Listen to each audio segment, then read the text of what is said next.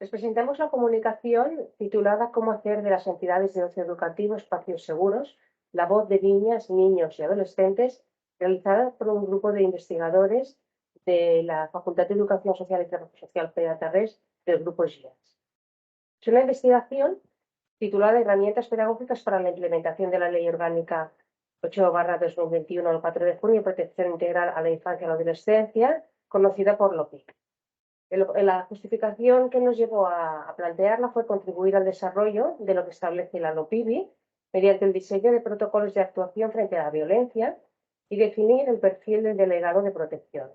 Por otra parte, también nos planteábamos promover y garantizar la formación en materia de derechos fundamentales de la infancia y de la adolescencia, así como definir contenidos específicos dirigidos a la prevención, la detección precoz e intervención en los casos de la violencia sobre la infancia y la adolescencia. Esta investigación la concretamos en 5 objetivos de trabajo. El primero de ellos fue diseñar las bases de los protocolos de actuación para la construcción de entornos seguros, el describir las funciones, las tareas y las actividades vinculadas a la figura del delegado. Un tercer objetivo consistió en diseñar una propuesta formativa específica para los delegados de protección y también un cuarto objetivo en relación a la formación, diseñar formaciones para los monitores de tiempo libre, así como los directores de estas actividades. Y finalmente, realizar acciones de difusión para presentar las herramientas diseñadas. La metodología que se utilizó en la investigación fue de carácter cualitativo. Utilizamos como técnicas el análisis documental, realizamos unos grupos focales con personas expertas en la temática, con técnicos de infancia y juventud, con educadoras y formadoras de estas escuelas de tiempo libre educativo, y también realizamos con niños, niñas y adolescentes unos talleres deliberativos. Esta investigación la hemos ejecutado a lo largo del año 2022 y han participado 58 adultos de diversos perfiles, como decíamos, educadores, formadores, técnicos de juventud, expertos de 7 comunidades autónomas: Galicia, Andalucía, Cataluña, Valencia, Madrid, Baleares y Castilla y León, y 72 niños, niñas y adolescentes. Los resultados que vamos a presentar de la investigación nos vamos a centrar en la información recogida con los talleres deliberativos que llevamos a cabo con los niños y las niñas de 4 comunidades autónomas.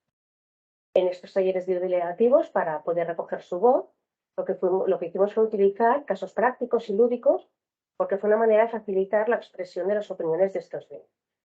En concreto, planteamos resultados en relación al concepto de violencia que plantearon, en relación a las características que ellos otorgan a una persona referente de buen trato y, finalmente, cómo deberían ser los centros de tiempo libre educativo para que sean espacios seguros y protectores. ¿Por qué hicimos estos talleres deliberativos?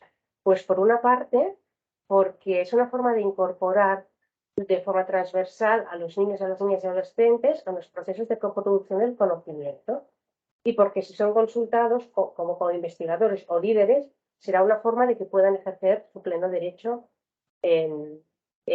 como sujetos de derecho.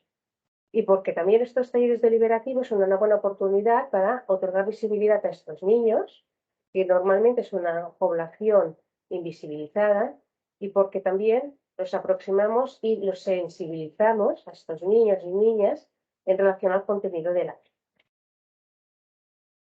En relación a cómo definieron estos niños y niñas participantes en sus talleres el concepto de violencia, cabe decir que sus definiciones salen y nacen de sus experiencias personales y de las emociones sentidas cuando ellos dijeron que habían o sufrido algún tipo de violencia cuando ellos lo habían ejercido. Entonces, hablan de que identifican como violencia principalmente la violencia física en diferentes expresiones. Esta violencia física ejercida sobre todo por el género masculino más que el femenino en espacios deportivos. A continuación hablan de la violencia psicológica, que es bastante frecuente entre los adolescentes, y le dieron un papel importante al ciberbullying como una forma de violencia compleja y muy difícil de detectar.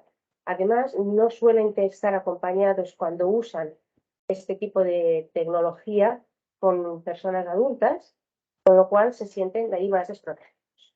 Algunas de las frases y definiciones que utilizaron para definir el concepto de violencia, si nos fijamos en la última, dijeron: la violencia es algo muy doloroso para quien la recibe. Es hacer daño a otra persona psicológicamente, oralmente. Es una manera de hacer daño a alguien queriendo o sin querer. Si nos centramos en las características que otorgan a un entorno o un referente de buen trato, hablan de que sea una persona solidaria y amable con los demás, que sea amigable, que escuche a los demás, que tenga una buena predisposición, que tenga buenos modales, que sepa tratar a todos con respeto, que asuma la responsabilidad de nuestro comportamiento, que hable o manifieste cualquier cosa que nos preocupe y que siga estos mínimos de conducta y otras normativas. Y también tenían claro qué es lo que no representaba a una persona referente de buen trato, en el sentido de ser incompatible, ¿no?, con esta figura, y decían que sea una persona irrespetuosa con los demás, que intimide a otras personas, que se comporte de una manera que podría intimidar, que sea abusivo con cualquier persona o que discrimine. Estas características tanto en adultos como en iguales, ¿vale? En este sentido, algunas conclusiones que nos extraíamos de estas ideas era que para llevar a generar un entorno de buen trato, los adultos han de tener unas competencias, una formación determinada y una capacidad, ha de existir la capacidad de los recursos del contexto social. También se debe contar con un marco legal de protección y un sistema que permite materializar todo este entramado. Y por otra parte, comentar que las conductas de los adultos lo que hacen es fomentar valores como la cooperación, la honestidad, la justicia y el respeto, generan autoestima, autorrespeto y confianza, y además animan al reconocimiento y al respeto de los derechos de los demás, así como a responsabilizarse por el comportamiento propio entre los niños y las niñas que participan en estas entidades. Y finalmente, en relación a los centros, cómo consideran los niños que estos espacios ofrecen seguridad y protección, destacan que hay personas, que en estos centros ya hay personas en las que se puede confiar, que saben escuchar y que saben actuar ante problemas o conflictos.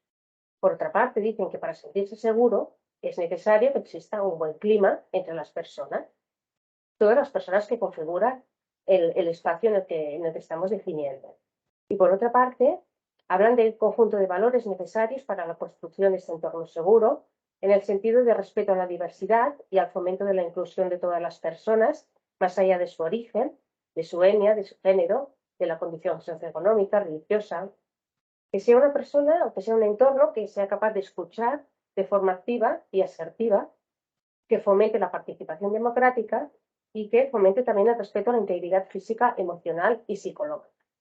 A continuación teníamos también algunas frases recogidas como espacios. Ellos entienden que los espacios seguros son espacios de escucha, de contención y de diálogo, espacios de descarga, de desahogo, de elaboración de lo afectivo, espacios de reflexión y sentidos compartidos, o espacios donde se reconoce y se visibiliza la capacidad de los niños para actuar, expresarse y construir su propia vida sociocultural, entre otros.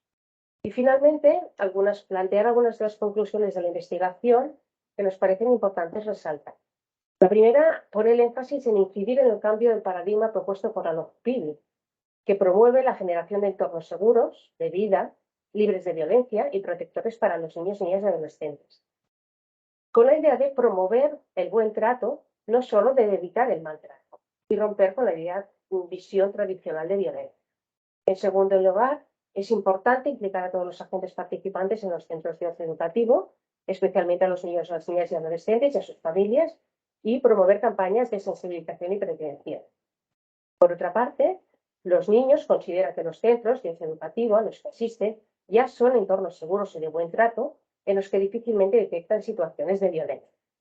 Los documentos y protocolos que se generen se recomienda que sean atractivos para los niños en cuanto a su formato, el diseño y el lenguaje, y además que estén accesibles por si requieren de su utilización.